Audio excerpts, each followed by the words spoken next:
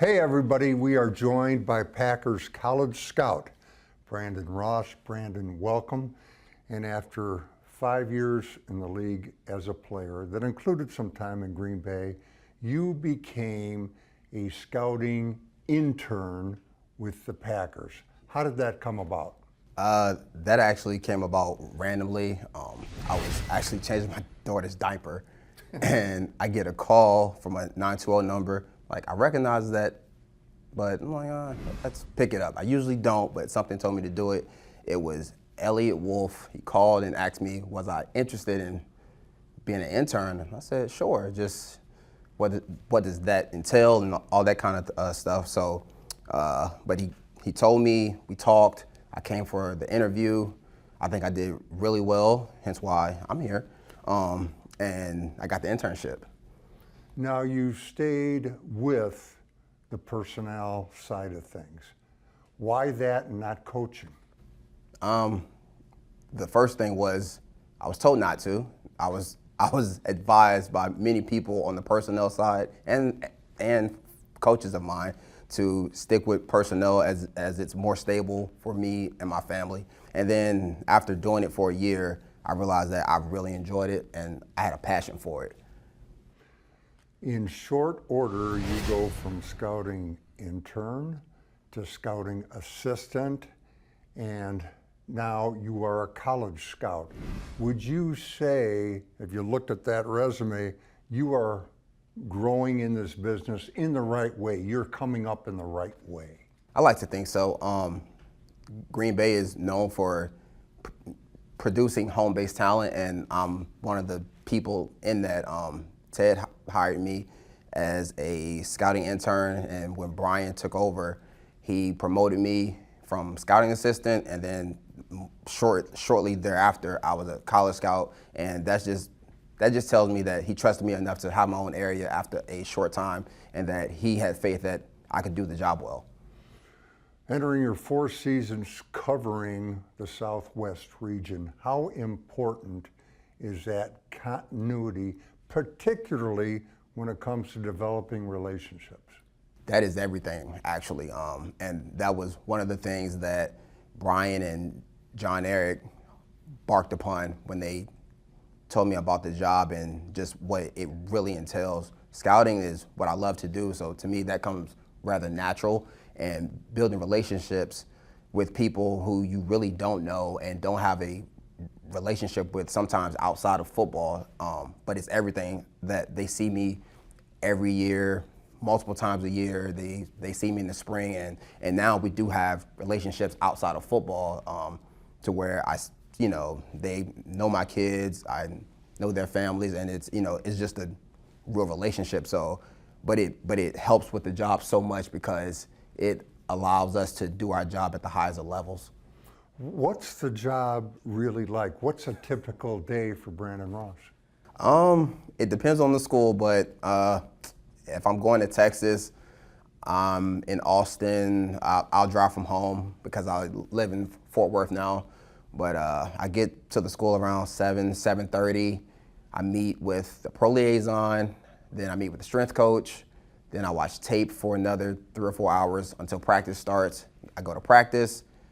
I get what I need from practice. Then I go back to watching film.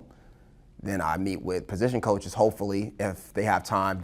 They have busy schedules. But for the guys I have really good relationships with, I tend to get them either there or it's a phone call afterwards. But once I'm done, I'm driving to the next city. So let's say I'm going to College Station. Then I drive to College Station.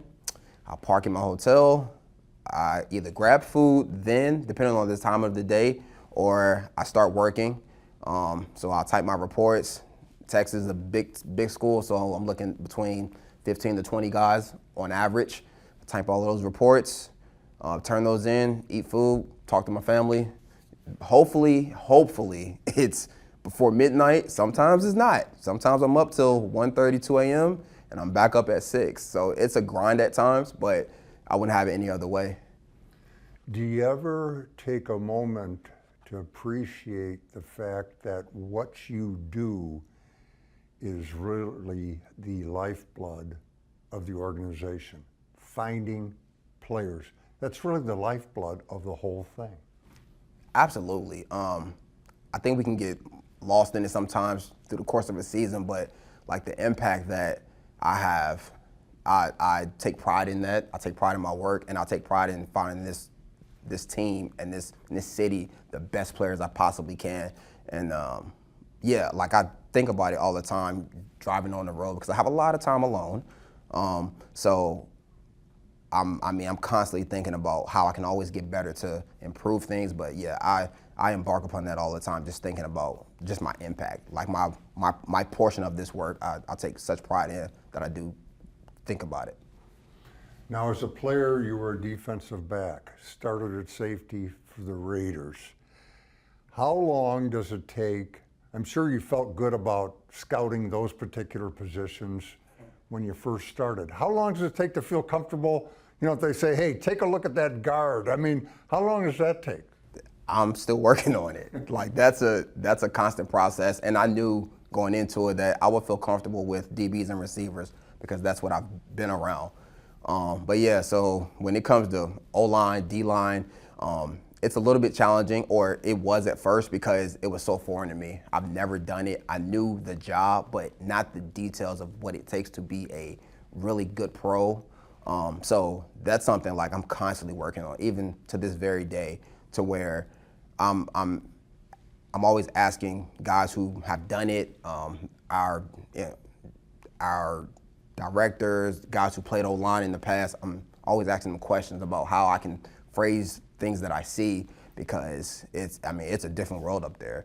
But they do a really good job of helping me out, making sure I'm seeing things clear, or I'm able to transcribe my thoughts onto paper clearly because I know I can see the player, but sometimes I don't have the vocabulary because I'm like, I don't know what that entails. So, but that takes a while. Like that's a constant thing. I'm going on year 7 or 8 and I'm still working on that. Brandon, what do you, in a general sense, what do you look for in a player? What catches your eye? Well, the first thing is size. That's very important. I like guys with long arms, and a lot of it really depends on the position.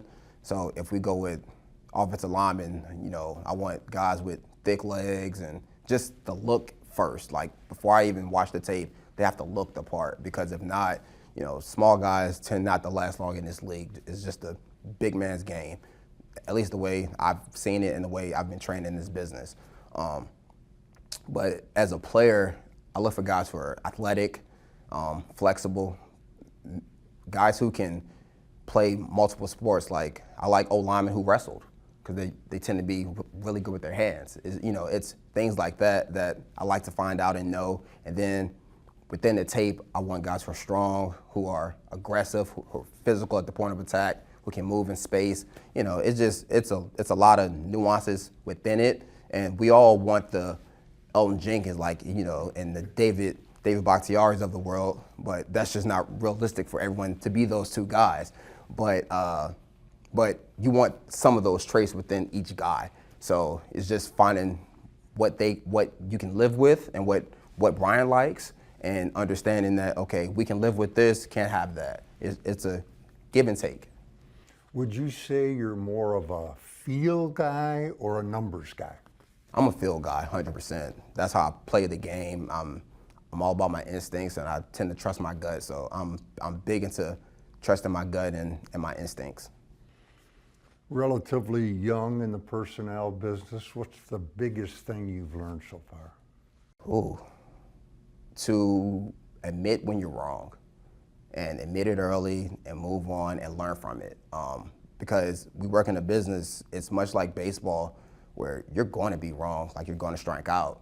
That's okay, but you don't want that to be the trend. So in order to prevent that from happening, you learn from your mistakes and you try to not make that same mistake again. But that's a double-edged sword because you sometimes overthink it. So it's just a balance of understanding why you made the mistake and not being afraid to make another one, because that's when you tend to compilate and compile those same mistakes. Who, if you have one, has been the biggest influence on your career to date? Ooh, I would have to go with Sam Seal. He's the godfather in this business. Is not a scout in the country who doesn't know who that guy is. But just more so because of his friendship and just his ability to tell me the truth about how I'm working, what I need to be doing. And he has so many years of experience as a player, as a scout, that I tend to rely on him for advice, information, like connections, things like that. And him and Alonzo Highsmith, he's not in the business on the pro side anymore, but me and him still talk, and he's much like Sam. It's just those are guys I can rely on who help keep me on the right path in terms of making sure I'm doing as much as I can to be the best I can be. Brandon, does it take a while to find your voice in the room? Absolutely. I think that would be intimidating. It's very intimidating. It's well, because the way meetings work, when you're presenting, everyone's looking at you, because essentially, even if they know the player, they don't really know him as well as you do. So all eyes on you, and Brian is looking for you to give him everything he possibly can to make the right decision. And that room is intimidating. Like, you got guys who've been in there 20 plus years. So, initially it was like, don't make a mistake. It was like, but now it's more so like, all right, I know this guy better than anybody. Let me present him so that everyone knows if I like him or not, or if I don't think he can play for us, but I can see him playing for another team. It's just, it's a lot that goes into that, but that room is intimidating. There's no doubt about it. But I'm way more comfortable now than I was when I first got in the business. Does it ever surprise you how cold-blooded you have to be? That guy, this is a young man with hopes, dreams, and aspirations. That guy, he can't play. Reject him. Does it surprise you how cold-blooded you have to be? Because somebody rejected me. I've had scouts on the road tell me they missed on me. They were wrong. So, one, I take pride in that. Two, that's just part of the game. I was cut, I don't know how many times. So it's just part of the business to me. This is a cutthroat business. It's a production-based business.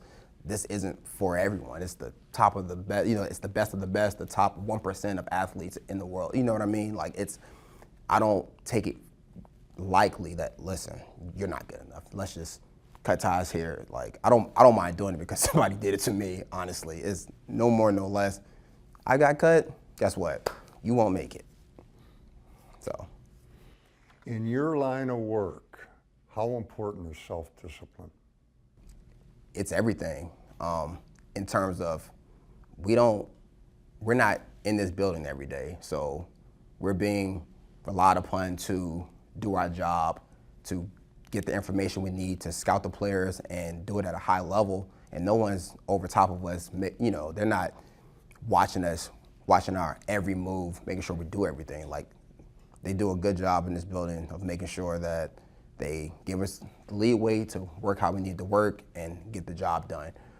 But being disciplined and managing your time is everything as a scout, because you do have a lot of time, but you're also running out of time because we have deadlines that have to be met, and it's like you have to be disciplined with your body, with your time, with your time with your family, because work can get so hectic that you might miss something, but you don't want that to be a constant thing. So, being disciplined is very important, because if you're not, you won't be doing this job for long.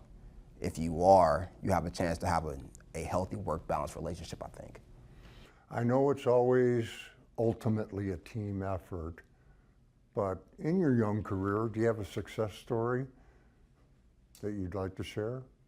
That you would share? No, just guys would probably say, if they heard that question about me or asked that question about me, I found Kevion Ento. He was a receiver at Buffalo my first year on the road, and I turned him into a corner. Something told me he probably could play corner. Mentally, he was a really good special teams player. That was my thing. I want everybody to play corner or safety. I don't like receivers to this day. Never has changed. If a guy can't catch, let's move him to corner. He'll figure it out eventually. I am big on that. I try to convert everybody. He's the first round. Well, how do you look at corner? But no, like that would probably be it. I just saw a guy, his skill set, his size, and said, let's try him at corner before we not like him. And Brian listened to me. Now, you played the game at the highest level. Yes, sir. How does that affect your job now? It makes it really hard for safeties. I'm very critical of safeties because I've done it. I know what my skill set was, and it's guys more talented than me who, if they're not achieving, then I tend to that frustrates me because you have all the talent that I wish I had. So it makes it hard for certain positions, and I'm also very black and white when it comes to if I think you can play or you can't, and that's more so just because of the business and on the business side of just being cut so many times. I'm like, yeah, no, he's not good enough. Big picture sense. Yes, sir. If you were building a team, building a roster, have you developed some rules of the road, things that you would do if it was on you to get that done? Absolutely. I think coming from a place like Green Bay where we're taught more so than anything, as much as it is for us to do the job, Brian and those guys do a really good job of teaching us so that when we're in that chair, if we're a director, if we're in his chair, that we have a plan to how to build a team. And I mean, to me, it all starts up front. It all starts with the big guys. I need big men to do big people things. And then we need to be fast on the outside. Like I'm big on, like I love Christian Watson. He's big, he's fast, he can run, he can catch, like, you know, and then you got big guys like Eldon and Dave, like just talented guys, big talented guys. So I like size up front. You know, you got Kenny and TJ. I love big bodies up front because, you know, everyone thinks it's a passing league, but if you can't stop the run, it doesn't matter if they can pass. So that's my philosophy in a sense, just in terms of just having big people where you need to be big and having speed everywhere else.